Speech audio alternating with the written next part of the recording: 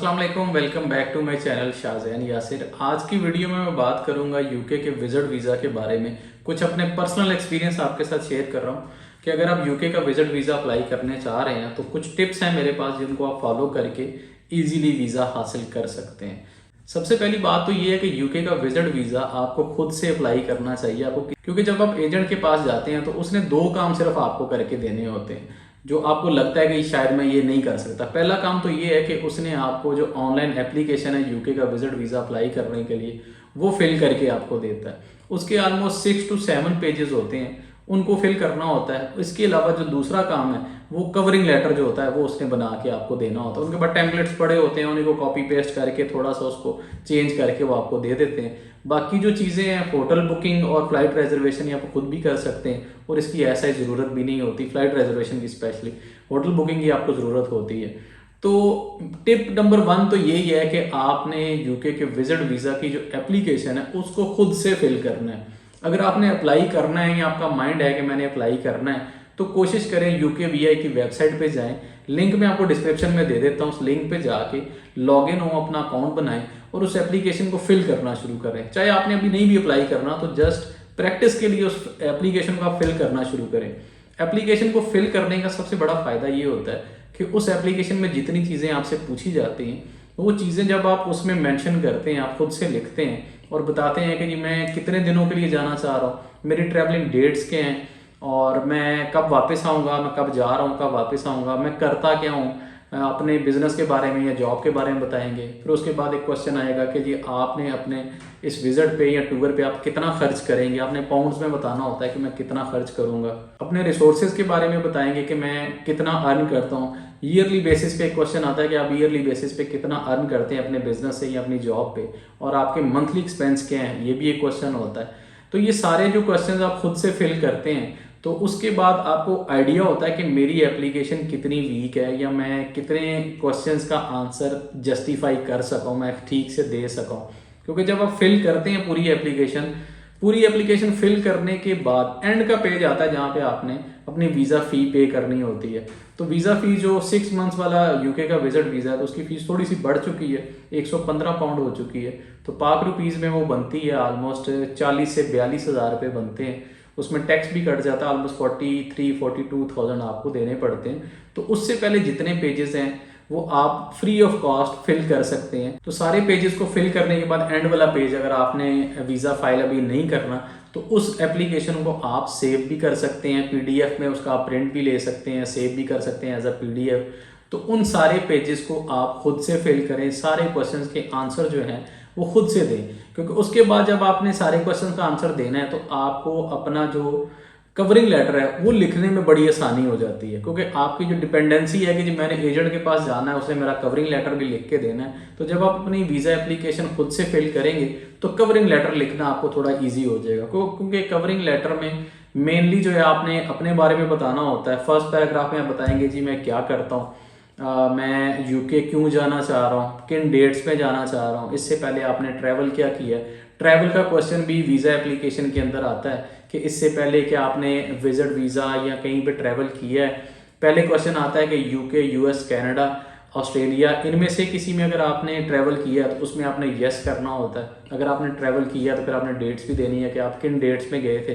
तो अगर आप इन कंट्रीज़ में नहीं गए तो सिंपली उसको नो करेंगे। तो उसके बाद सेकंड जो क्वेश्चन आता है वो ये आता है कि इन कंट्रीज़ के अलावा, यूके, यूएस, कनाडा, ऑस्ट्रेलिया के अलावा किसी और कंट्री का आपने विजिट किया है तो उस पर अगर आपने कहीं और कंट्री में विजिट किया जैसे थाईलैंड हो गया, मलाइशिया, सिंगापुर, श्रीलंका या इस तरह की जितनी भी कंट्रीज़ हैं, टूरिस्टिक कंट्रीज़ हैं, इनमें से अगर आपने विजिट किसी का किया है तो आप कहेंगे यस। यस जब करेंगे तो फिर नीचे कॉलम ओपन हो जाता है जिसमें आपने अपनी डिटेल ट्रैवल हिस्ट्री देनी होती है। फिर आप अगर आप 2 या 2 से ज़्यादा 3-4 कंट्रीज़ में विजिट कर चुके हैं तो उन कंट्रीज़ का 1 बाय 1 आपने लिखना होगा। सपोज आप थाईलैंड गए हैं तो उसके बारे में लिखेंगे कि मैं थाईलैंड गया हूँ, और उसमें ट्रैवलिंग डेट्स आपको लिखनी पड़ेगी कि कब आप गए थे और वापस कब आए हैं। इसके बाद सेकंड कंट्री, थर्ड कंट्री, तो उसमें आपने कंट्री का नेम और ट्रैवलिंग डेट्स आपने लिखनी होती है। तो वो आपका ट्रैवल हिस्ट्री का कंप्लीट एक पेज आ जाता है। ट्रैवल हिस्ट्री का पेज कंप्लीट करने के बाद उसके बाद आता है कि जी आप जो होम एड्रेस है आपका इसमें आप कब से रह रहे हैं, कितने अरसे से रह रहे हैं, वो आपने मेंशन करना है, जितने भी अरसे से आप अपने होम एड्रेस पे रह रहे हैं। फिर वो पूछता है कि जिस एड्रेस पे आप रह रहे हैं, ये जो प्रॉपर्टी है ये आप इसको ओन करते हैं, रेंट करते हैं, या ये किसी की है। तो वो उसमें आपको वो मेंशन करना पड़ता है। अगर आपके अपने नाम पे है तो आप कहेंगे जी आई ओन इट। तो अगर वो आपके फादर के नेम पे है या भाई के साथ रहते तो उसके नीचे अदर्स में करके आप मेंशन कर सकते हैं property own by my father या माय ब्रदर, वो आप कर सकते हैं। तो वीज़ा एप्लीकेशन में कोई भी ऐसा क्वेश्चन नहीं होता कि जो आपको देख के लगे कि यार इसका आंसर मैं नहीं कर सकता। सिंपल से क्वेश्चन स्टार्ट होते हैं। पहले तो अपना नाम लिखना है, अपनी डेट ऑफ बर्थ लिखनी है, अपने पासपोर्ट का लिखना है, पासपोर्ट की एक्सपायरी लिखनी है। वो सारी चीज़ें आप जब 1 बाय 1 इंटर करते जाते हैं तो कोई भी एक भी पॉइंट उसमें ऐसा नहीं आएगा जिस पे आपको लगेगा कि यार इसका आंसर मैं नहीं कर सकता। तो ये चीज़ें बहुत ईजी हैं, बजाय कि आप किसी एजेंट के पास जाएंगे वो 20-25 हज़ार 30 हज़ार सिर्फ उस फाइल बनाने के देते हैं। तो फाइल बनाने का मतलब सिर्फ वो एप्लीकेशन फॉर्म ही फिल करना है या आपको कवरिंग लेटर देना है, बाकी सारी चीज़ें तो उसने आपको ही कहनी है कि जी ये चीज़ें लेके आए, ये चीज़ें ज़रूरी हैं आपका वीज़ा अप्लाई करने के लिए। सपोज आपको FRC लाना पड़ेगा, फैमिली रजिस्ट्रेशन सर्टिफिकेट है, अगर आप मैरिड है तो MRC भी लाना पड़ेगा, बच्चों के बर्थ सर्टिफिकेट्स भी लाने पड़ेंगे। तो जितनी चीज़ें आई हैं वो जो एक लिस्ट होती है उसमें लिस्ट आपको पकड़ा देनी है कि ये लिस्ट लेके आएँ और उसके बाद अपनी जो फ़ी है वो पे करें हमें 20-25 हज़ार 30 हज़ार जितने भी आप उनके साथ डन हुए हैं। और जितने भी डॉक्यूमेंट्स आप लेके जाएंगे वो डॉक्यूमेंट्स अपने सामने रखेगा और आपकी लैपटॉप पे आपकी जो वीज़ा एप्लीकेशन है उसको फिल करना शुरू कर देगा। उन डॉक्यूमेंट्स पे देख के आपके पासपोर्ट का नंबर एंटर कर देगा, आपके ID कार्ड का नंबर एंटर कर देगा, आपकी जो भी ट्रैवल हिस्ट्री आपके पासपोर्ट से देख देख के जो जो स्टैम्प्स हैं उसके ऊपर एंट्री एग्जिट की स्टैम्प्स हैं वो एंटर कर देगा। तो ये सारे काम, कहने का मतलब ये है कि ये सारे काम आप खुद से भी ईजिली कर सकते हैं। ये फॉर्म जब आप फिल कर लेते हो तो एंड वाले पेज पे आता है पेमेंट का। तो पेमेंट आप अपने कार्ड से भी कर सकते हैं इजीली। आपको वो कार्ड का नंबर एंटर करेंगे और पेमेंट आपकी इजीली हो जाती है। जैसे ही आप पेमेंट करेंगे तो उसके बाद नेक्स्ट पेज आपका अपॉइंटमेंट का इजीली वो कन्वर्ट हो जाता है, उसमें वो रीडायरेक्ट उसको कर देता है VSF ग्लोबल के पेज पे, और उस पे जाके आपने खुद से अपनी अपॉइंटमेंट सेलेक्ट करनी होती है। आजकल की जो डेट्स चल रही हैं इजीली अपॉइंटमेंट मिल रही है UK की। सपोज अगर आप आज अप्लाई करते हैं, आज 1 फ़रवरी है, तो आपको नेक्स्ट वीक के अंदर अंदर आपको अपॉइंटमेंट इजीली मिल जाती है। सारी अपॉइंटमेंट्स आपके सामने शो हो रही होती हैं। तो उनमें से जो भी आपको बेहतर लगता है डे जिस पे आप इजीली अवेलेबल हैं उस डे को सिलेक्ट करें, और आपने टाइम भी सिलेक्ट करना होता है किस टाइम पे आप जाना चाह रहे हैं। सुबह 9 बजे से लेके ऑनवर्ड वो टाइम होता है, तो आप उसमें से टाइम भी सिलेक्ट कर लें खुद से। ये सारा जो प्रोसीजर अपॉइंटमेंट का होता है ये फ्री ऑफ कॉस्ट होता है, क्योंकि उस अपॉइंटमेंट पेज पे जाने से पहले आपने वीज़ा की जो फ़ी है वो आपने पे कर दी होती है। वो जो वीज़ा फ़ी आप पे करते हैं उसी के अंदर ही उसकी अपॉइंटमेंट की फ़ी भी होती है। तो अपॉइंटमेंट भी आपको इजीली मिल जाती है और वीज़ा फीस भी आप इजीली पे कर देते हैं। तो अपॉइंटमेंट का लेटर जो है PDF में वो भी आप वहाँ से डाउनलोड कर सकते हैं, और अपॉइंटमेंट डे पे जाके आप जितने भी डॉक्यूमेंट्स हैं उनके 2 ऑप्शन होते हैं कि ये डॉक्यूमेंट्स आप खुद से अपलोड भी कर सकते हैं। VSF ग्लोबल का जो पेज होता है जहाँ पे आपका लॉगिन बन जाता है, उस पेज पे जाके आप इजीली अपने डॉक्यूमेंट्स को अपलोड कर लेते हैं। इसके बारे में एक अलग से मैं वीडियो बनाऊंगा कि वो डॉक्यूमेंट्स आपने कैसे अपलोड करने हैं। अगर आप उसके बारे में जानना चाहते हैं तो कमेंट जरूर करें, मैं कोशिश करूंगा कि इसके बारे में ज़रूर एक वीडियो बनाऊं कि डॉक्यूमेंट्स आपने किस तरह अपलोड करने हैं। तो अगर आपको लगता है कि नहीं डॉक्यूमेंट्स मैं खुद से स्कैन या अपलोड नहीं कर सकता तो कोई मसला नहीं है, वो सारे डॉक्यूमेंट्स आप इकट्ठे करें। इकट्ठी करने के बाद जिस दिन आपकी अपॉइंटमेंट होगी वो डॉक्यूमेंट्स अपने साथ ले जाएं और आप वहाँ पे जाके स्कैन करवा सकते हैं। थोड़ी सी फ़ी होती है उसकी, 25 पाउंड उसकी फ़ीस होती है।